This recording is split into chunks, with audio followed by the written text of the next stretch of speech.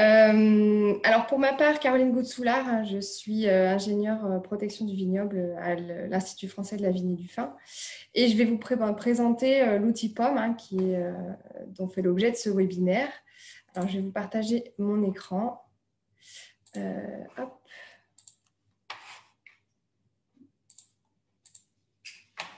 Voilà, j'espère que c'est bon. Amandine, est-ce que tu peux me dire si c'est bon? Alors, brièvement, hein, ça va se faire en deux temps. Je vais vous présenter rapidement ce que c'est que l'outil et puis on ira voir directement finalement son utilisation directement en ligne. Je pense que c'est le plus parlant pour tout le monde. Alors, l'outil POM, déjà la signification du mot POM, hein, c'est un point d'observation météo. C'est en fait une station météo en ligne ou station virtuelle, hein, comme le disait tout à l'heure Amandine, qui est basée sur des données radar de Météo France. Donc, on a eu un accord de distribution en 2020, hein, établi entre l'IFV et Météo France, pour permettre justement de redistribuer cette donnée aux acteurs de la filière. Brièvement, par rapport aux données Météo France, hein, c'est généré grâce à un réseau national de radars qui permettent de localiser des précipitations et de mesurer l'intensité en temps réel, mais aussi couplé à des stations météophysiques qui sont au sol et qui permettent d'acquérir des données un peu supplémentaires, température, hygrométrie, insolation, etc. Couplé à des algorithmes de calcul, on a une donnée qui est générée au kilomètre carré. Donc, ça fait un maillage assez fin qui nous permet d'avoir de la donnée de qualité. Plus en détail sur les données qui peuvent être fournies par cette station virtuelle. Alors, on a des cumuls de pluie, de la durée de pluie, de la donnée température, minimum, maximum et des températures moyennes. Idem pour l'hygrométrie, minimum, maximum et hygrométrie moyenne. On fournit aussi des données d'ETP, d'évapotranspiration potentielle, et des durées d'insolation. L'objectif vraiment de cette station météo virtuelle, c'est d'avoir déjà un accès à de la donnée météo qui est alimentée régulièrement et quotidiennement, c'est-à-dire automatiquement et dans un temps assez restreint, et d'avoir des données de qualité qui sont contrôlées et validées par les experts de Météo France. Ces données sont aussi compatibles avec les modèles épidémiologiques. Et on a un accès des prévisions aussi fournies par Météo France. Donc, en fait, l'idée, c'est de pouvoir s'affranchir éventuellement des problèmes de maintenance des stations météophysiques ou de potentiels bugs ou trous dans les données météo qu'on peut rencontrer sur le terrain. C'était pour l'intro un petit peu général. Je vous propose directement de faire la démo et de vous expliquer toutes les fonctionnalités de l'outil en ligne, donc sur notre interface POM qui a été développée à cet effet. Alors, normalement, la vidéo continue, si c'est bon. Voilà un petit peu l'interface que l'on propose. Donc ça, c'est une fois le compte client créé, hein. On atterrit sur une interface comme ça. On a la possibilité de créer plusieurs POM, hein. Ça dépend le type de contrat que vous avez établi. Là, par exemple, sur ce compte test, j'ai 3 points d'observation météo.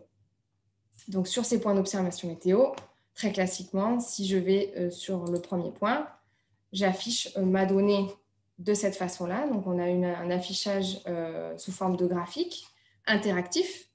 Donc, toutes les données, si je veux, par exemple, n'afficher que les pluies et températures, je décoche le reste de mes informations. Ça paraît un petit peu trop sinon sur le graphique. Voilà.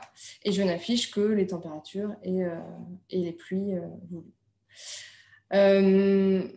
Ça, c'est un graphique qui est valable sur les 30 derniers jours. Mais vous avez aussi la possibilité d'avoir tous les indicateurs sous format mensuel, donc de l'année, et annuel. Voilà, donc à savoir que quand on prend un POM, il vous est fourni les 3 années d'historique antérieures à l'année que vous avez souscrit.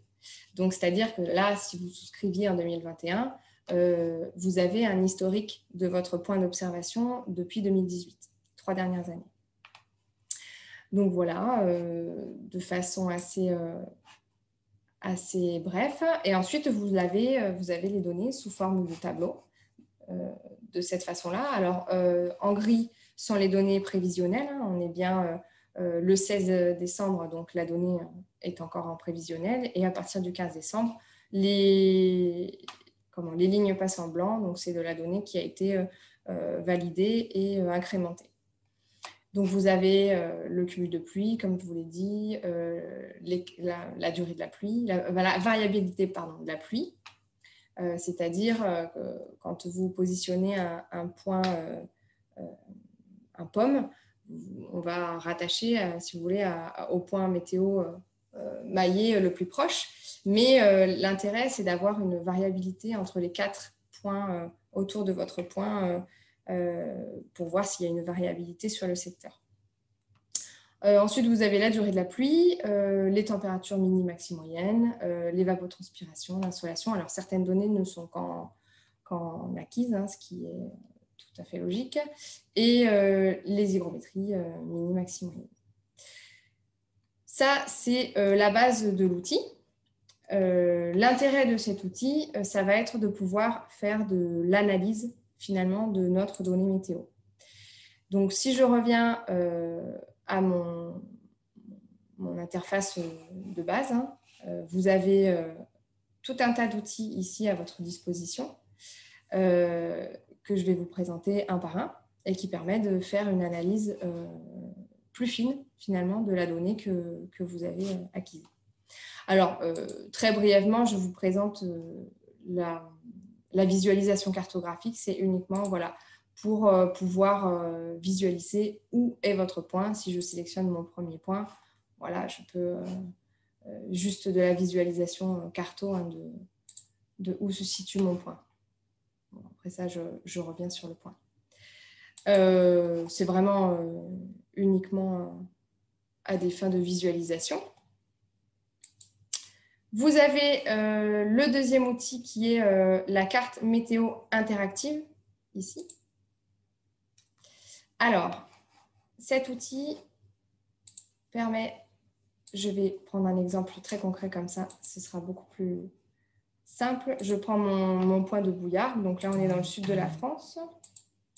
Oups, je vais y arriver. Voilà, je suis sur mon point, mon POM ici présent. Je veux visualiser une donnée, mais pouvoir le comparer finalement à un cadre. Donc là, par exemple, j'ai un cadre d'une dizaine, un peu plus d'une dizaine de kilomètres carrés, ici. Je vais sélectionner ce cadre et je vais pouvoir visualiser une donnée. Alors, parmi toutes les données qui vous sont fournies, je vais prendre la pluie, hein, un exemple assez concret. Une date de début, une date de fin. Donc là, je vais rester sur la période du moment. Et je vais pouvoir lancer la visualisation. Cette visualisation, vous voyez, elle vous donne dans ce périmètre que vous avez sélectionné des informations sur la pluie ici au 6 décembre. Ma période commençait au 6 décembre. Je la fais comme ici. J'ai le cadre, un cadre par jour. Je vais vous prendre un exemple qui est un petit peu plus parlant. Voilà, le 7 décembre, on a eu de la pluie sur la région. Et en fait, ça vous permet de voir dans un périmètre autour de votre point la variabilité de l'indicateur, enfin, du paramètre évalué. Donc là, je suis sur la pluie, je vois qu'effectivement, dans cette zone-là, vous avez la valeur de la pluie de la zone ici on va dire en gris clair, juste sous le code couleur. Donc là, par exemple, j'ai eu 10 mm sur cette zone-là, et puis sur la zone en haut à droite, j'ai eu 13 mm. Voilà, ça permet de situer notre point par rapport à des orages potentiels qui ont pu passer sur la zone. C'est assez visuel et ça vous permet de voir vraiment très rapidement la variabilité qu'il y a pu avoir sur le secteur. Voilà, là j'ai mis la pluie, mais vous pouvez faire l'exercice et vous pouvez visualiser absolument tous les paramètres que vous fournit la station météo. Voilà pour la visualisation, la carte météo interactive. Vous avez aussi un outil de comparaison de stations, c'est-à-dire, je vais directement aller dessus. Je veux comparer mes stations, voir s'il y a eu des écarts de pluie, de température, d'hygrométrie. Je sélectionne donc une par une les stations que je veux pouvoir, on va dire, comparer. Donc, je vais prendre par exemple mes 3 stations. Donc, une par une, vous voyez, elles apparaissent. Quand je clique sur le petit carré, elles apparaissent dans la liste ici que je vais vouloir comparer. Et je viens prendre mes 3 stations. Je viens valider la sélection. Je veux comparer, bon, on va le faire sur des précipitations, c'est assez parlant, pareil. Je choisis, alors là, je suis sur, bon, c'est l'année, voilà, du 15 décembre 2020 au 16 décembre 2021. Je vais comparer là-dessus. Et vous voyez, alors juste le temps, voilà, d'afficher, hop, ça me permet très rapidement de voir en fonction de mes points. Alors, je vais peut-être diminuer un tout petit peu plus la plage, comme ça, vous verrez un peu mieux. Je vais mettre au 15 juin 2021. Voilà. Voilà, donc là, je compare les précipitations sur une période donnée. Là, j'ai vraiment pris un exemple, mais vous pouvez le faire sur une quinzaine ou un mois, du 1er mai au 1er juin, et visualiser entre vos différents points l'impact qu'il y a pu avoir sur tel ou tel paramètre. Donc, toujours pareil, tous les graphiques sont interactifs. Si je ne veux afficher qu'un seul de mes points, je clique sur les 2 autres pour les faire disparaître, et inversement. Je peux faire le même exercice sur l'hygrométrie moyenne. Alors, on va prendre un peu plus parlant sur un mois. Hop. Alors, oui, je suis un petit peu... Excusez-moi. Voilà, c'est un petit peu plus visuel. Donc là, vous voyez, je compare mes 3 stations, enfin mes 3 points météo sur un paramètre. Et je peux faire varier à peu près tous les paramètres si je veux pouvoir comparer des stations. Vous pouvez télécharger sous format image ou sous format Excel les données. Donc, tout est utilisable derrière à travers ces 3 petits points là au-dessus de chaque graphique. Voilà, vous avez sous format PNG pardon, ou Excel ou CSV. Je reviens. Donc, ça, c'était pour le module comparaison de stations. Maintenant, je vais vous présenter le module itinéraire climatique. Alors, encore une fois, l'itinéraire climatique, je vais vous le prendre directement. Donc, je veux pouvoir comparer, je vais prendre systématiquement la pluie, hein, c'est plus parlant. Sur ma station de Saint-Gilles, j'ai les années de référence depuis 2018, de 2018 à 2020. Et je veux pouvoir comparer à, par exemple, l'année en cours, l'année 2021, pardon, par rapport à la référence climatique de ce même point sur les 3 dernières années. Donc, je vais valider.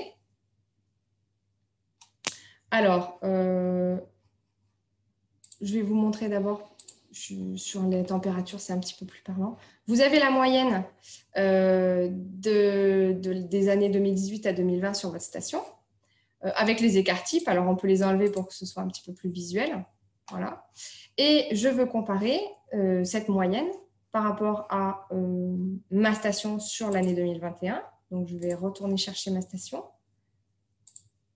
sur l'année 2021.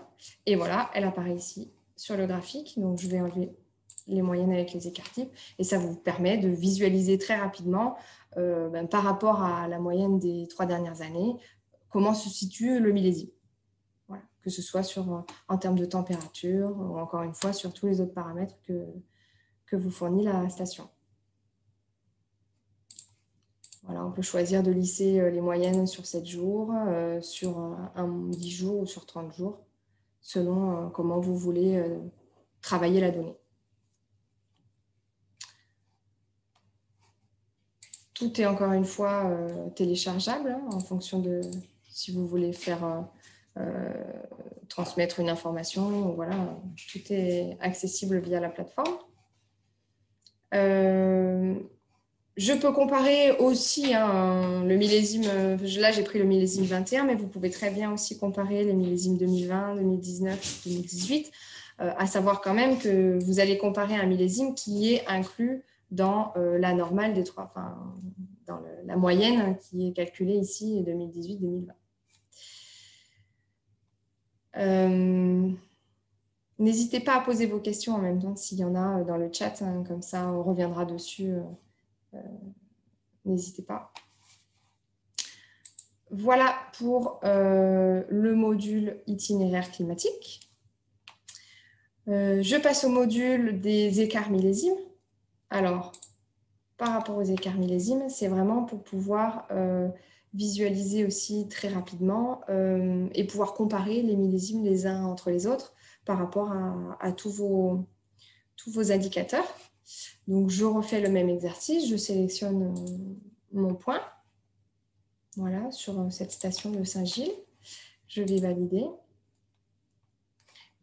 Alors voilà ce qu'on me propose. Hein. C'est une proposition de base que vous pouvez faire varier. Là, j'ai sur l'axe horizontal le cumul de pluie. Sur l'axe vertical, les températures moyennes. Vous choisissez la période. Donc là, j'avais fait un exercice du 1er juin au 30 juin de l'année dernier millésime 2021, premier millésime 2018. Donc sur la période du mois de juin, voilà comment se positionnent mes millésimes. Donc on peut très vite voir finalement que sur la période de juin, 2020 était particulièrement pluvieuse par rapport à 2021. En même temps, 2021 était plus chaud que 2020.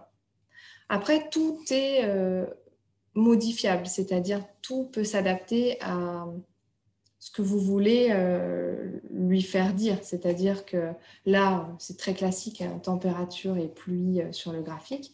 Mais si vous voulez aller creuser les hygrométries et l'insolation, tout est faisable. Enfin, voilà, je vais choisir l'axe horizontal, imaginons insolation, hygrométrie, moyenne. Sur la même période, je régénère le graphique. Et voilà, mes millésimes se repositionnent par rapport à ce que moi, je cherche à observer. Vous avez des boutons ici, période précédente, période suivante, qui permettent très rapidement, là j'ai choisi un mois pour la période, si je prends la période précédente, j'ai le mois de mai. Voilà. Très rapidement, je peux vagabonder de cette façon-là entre les mois et voir comment se sont comportés mon millésime sur mon point météo par rapport à l'insolation et l'hygrométrie ici que j'ai choisi.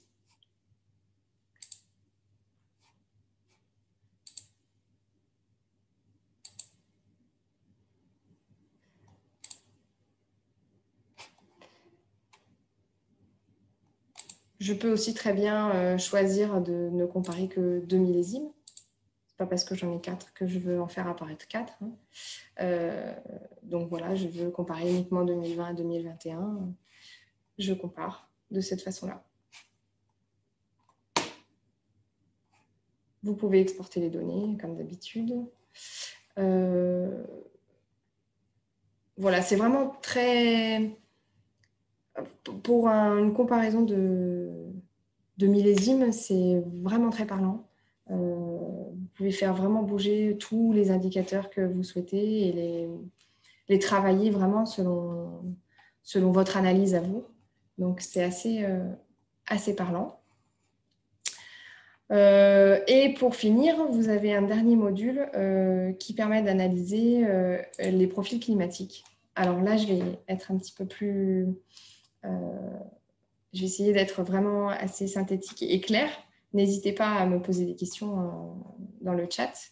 Donc là, je refais la même analyse. Je veux faire des profils climatiques sur la pluie. De mon point, je garde le même pour la démo. De mon point de Saint-Gilles. Voilà, mes années de référence par défaut 2018-2020, je les conserve. Je peux choisir de prendre que 2 années de référence si je le souhaite. Je valide. Alors, voilà, donc vous avez les données qui vont apparaître sous forme de code couleur et qui permettent de comparer votre année et de l'afficher sous forme de décade. Vous voyez ici. Donc là, j'ai pris mes années de référence 2018-2020. Je vais aller choisir mon même point sur l'année 2021 pour pouvoir comparer de façon, voilà, code couleur. Donc là, année à comparer, je suis bien sur 2021. Et vous voyez, juste au-dessus, j'ai cette frise qui s'est incrémentée des couleurs. Là, je n'ai uniquement coché la pluie, mais vous pouvez cocher tous les indicateurs, je vous montrerai après. Pour comprendre ce code couleur, en fait, vous avez au-dessus toute la légende. Donc, pour tout ce qui est indicateur température, insolation et hygrométrie, vous avez le code couleur qui est dans ce sens-là. Avec bleu foncé, la décade qui a des mesures très basses, inférieures à 20% de toutes les mesures de la référence. Et plus vous montez dans les tons rouges, plus vous avez des mesures très élevées par rapport à ce qu'affiche aux données de la décade des 3 années de référence. Et pour la pluie, c'est juste dans le sens inverse, pour parler d'une décade soit très sèche, soit très pluvieuse.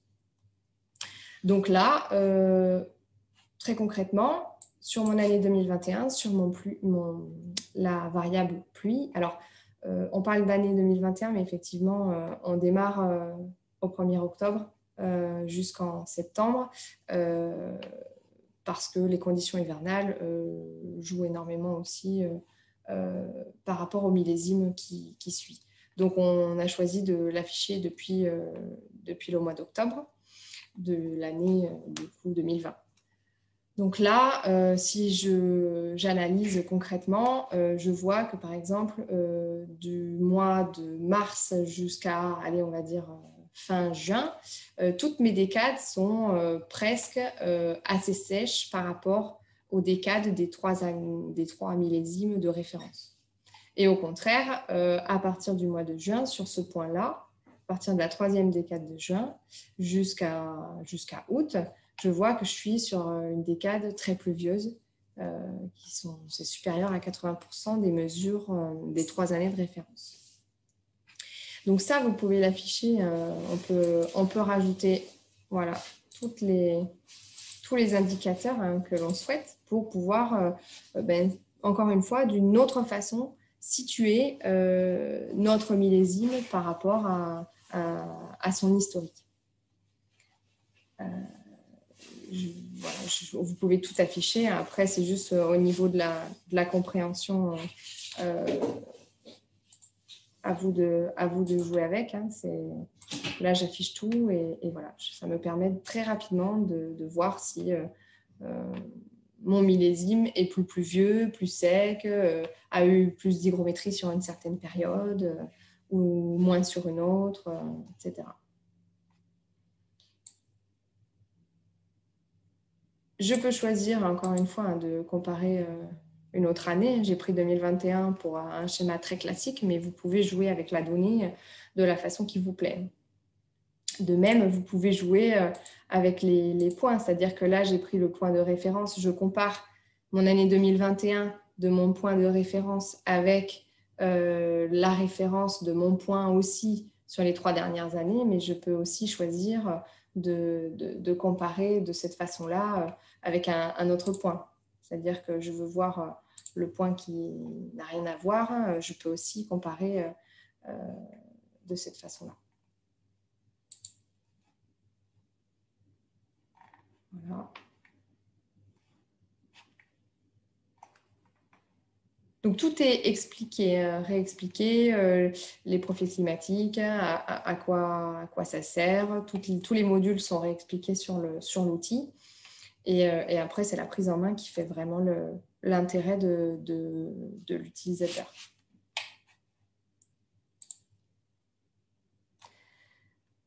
J'ai fait le tour de tous les outils et de tous les modules qui sont utilisables sur la station virtuelle.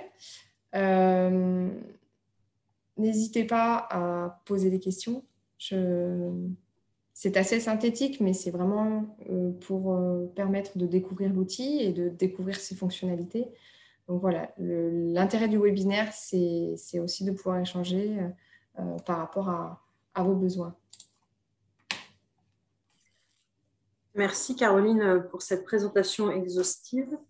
Donc, on a une première question sur le chat qui est donc est-ce que nous prévoyons d'y intégrer des indices climatiques tels que Winkler, Huglin, pardon, sécheresse, fraîcheur de nuit, nombre de jours avec température max supérieure à 30 degrés, etc. Alors pour le moment, c'est vraiment un outil qui démarre, qui se lance. On l'a lancé cette année. Donc en l'état, on n'a pas prévu de rajouter particulièrement d'autres indicateurs. C'est à réfléchir, c'est des outils qui peuvent évoluer aussi. Après, ça dépendra aussi de nos accords et des données qu'on reçoit avec notre fournisseur, avec Météo France. Donc voilà, pour le moment, c'est vraiment un outil assez synthétique des données, j'ai envie de dire, primordiales. Voilà. Ok. Alors, une autre question, est-il possible d'avoir plus de 3 années d'historique? Alors, pour la première, ça dépend en fait. Si vous voulez, si chaque année, on se réabonne, entre guillemets, vous gardez l'historique. C'est-à-dire que vous abonnez pendant 3 ans, 4 ans, vous garderez l'historique depuis 2018. Donc forcément, au fur et à mesure des années, cet historique grossit. Après, on a choisi 2018 tout simplement parce que pour être vraiment raccord avec toutes les régions, on a de la donnée à 100% depuis 2018. Donc on a choisi de fournir 3 années d'historique. Je ne sais pas si, Amandine, tu as un commentaire ou Alexandre là-dessus, mais voilà, l'idée, c'était de fournir 3 années d'historique et puis après de l'incrémenter au fur et à mesure de l'abonnement. Non, c'est ce que tu as dit. Après, si vraiment il y avait une demande particulière au cas par cas, on pourrait l'étudier, mais par défaut, on souhaitait uniquement proposer les 3 dernières années. Autre question, est-ce que les données peuvent alimenter en automatique les modèles ou autres outils de synthèse? Oui, c'est ce qui était présenté au début, c'est justement des données compatibles avec des modèles épidémiaux. Donc tout à fait, oui. Ok. Et une question concrète, comment se passe l'accès? C'est un abonnement par point d'observation, combien faut-il compter et qui peut avoir accès? Alors, un abonnement, c'est un point météo. En termes de tarifs, on est à 250 € hors taxe l'abonnement annuel.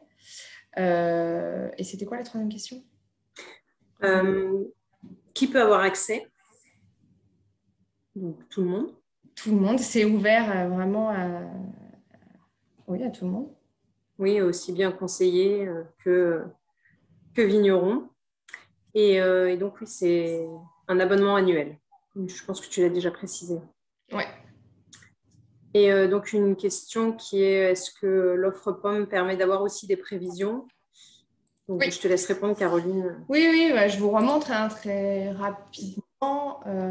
Voilà, quand vous allez sur votre point de départ, avant d'utiliser tous les outils que je vous ai présentés après, vous avez vraiment de la donnée voilà, de cette façon-là, hein, très simplement, avec tout ce qui est en gris, vous voyez, c'est de la donnée prévisionnelle sur les températures, les pluies et l'hygrométrie. Sur 14 jours de prévision, puisque je rappelle juste que le jour actuel est un jour prévisionnel. Ok, merci. Et autre question, est-ce que les données consultables, donc, sont consultables sur PC? Oui. Existe-t-il une application smartphone? Non. Non, pas pour le moment. Pas pour le moment. Voilà. Et est-ce que le site est optimisé pour une utilisation sur téléphone?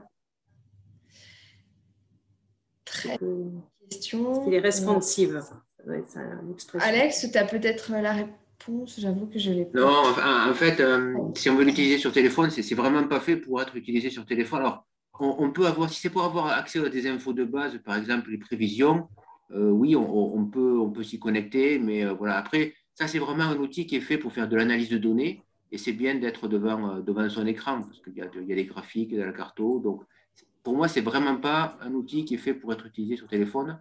Si ce n'est, voilà, si on veut juste regarder combien il a plu il y a 2 jours. Des choses Oui, comme la ça. consultation classique de la météo. Enfin, voilà.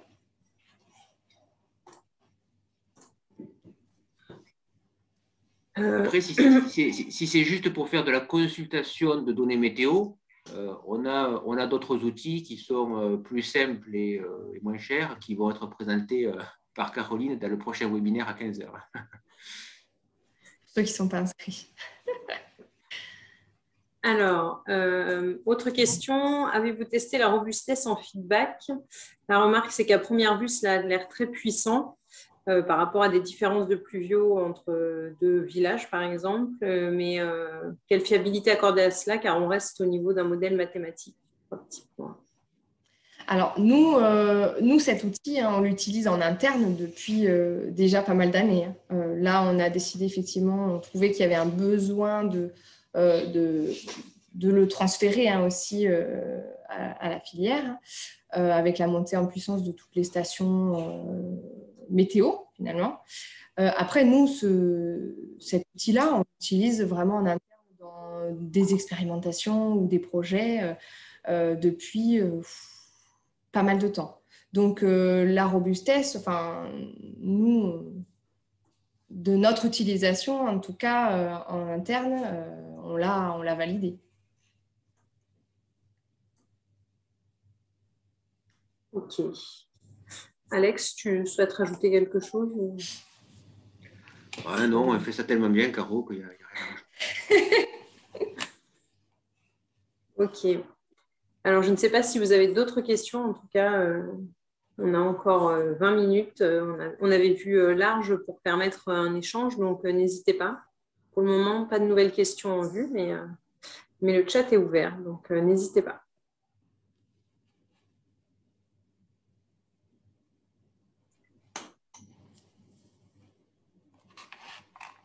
Donc après, le lien de pomme sera mis, je pense, sur notre site internet pour que vous puissiez accéder.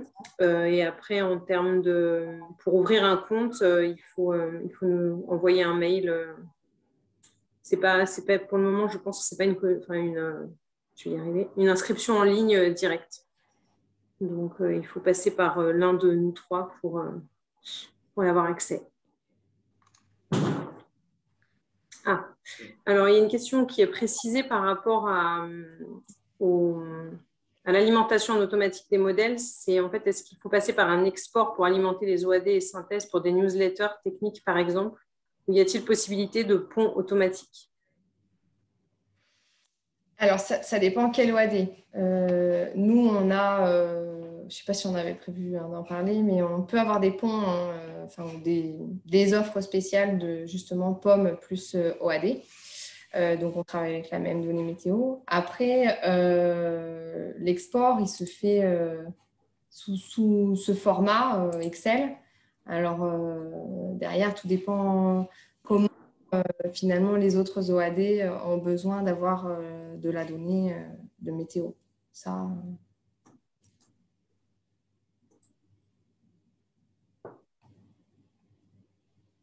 Mais je pense que c'est des choses dont on peut discuter si vous y voyez un intérêt, en tout cas, voilà, cas par cas. Tout à fait. Je voulais compléter tout à l'heure, il y avait une question par rapport à d'autres indices, notamment sur la sécheresse. Pour le moment, il y a rien de prévu dans le POM. Par contre, il y a une plateforme sur le bilan hydrique qui est en cours de développement à l'IEB, qui sera accessible l'année prochaine et qui utilisera ces données-là, ces données météo. Donc, ça ne sera pas inclus dans le POM. Il y a un OAD sur le bilan hydrique qui est en cours de développement.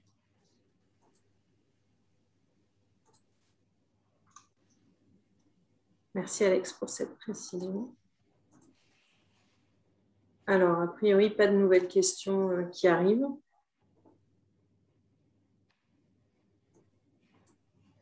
C'est que c'était clair. Voilà, exactement. Bon, en tout cas, voilà, n'hésitez pas à revenir vers nous pour plus d'informations. On est là pour Alors, ça. il y a une question qui est apparue. Oui. Est-ce que le paramètre humectation est modélisable? C'est-à-dire est modélisable et... Alors, je ne sais pas. Bah, si vous voulez prendre la parole par rapport à votre question, on n'est pas nombreux, donc n'hésitez pas. Oui, bonjour, je vais préciser. En fait, c'est la durée d'humectation qui m'intéressait. C'est un paramètre qu'on a sur certaines stations.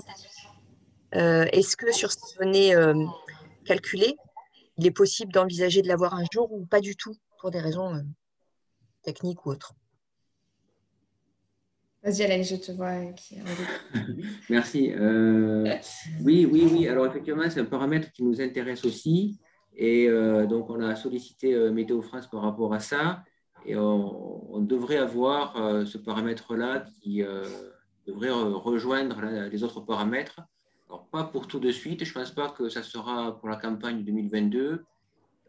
Mais j'ai bon espoir qu'on puisse l'avoir fin 2022 pour la campagne 2023. C'est dans les tuyaux. J'espère que ça va aboutir. Normalement, ça devrait. Parfait, merci.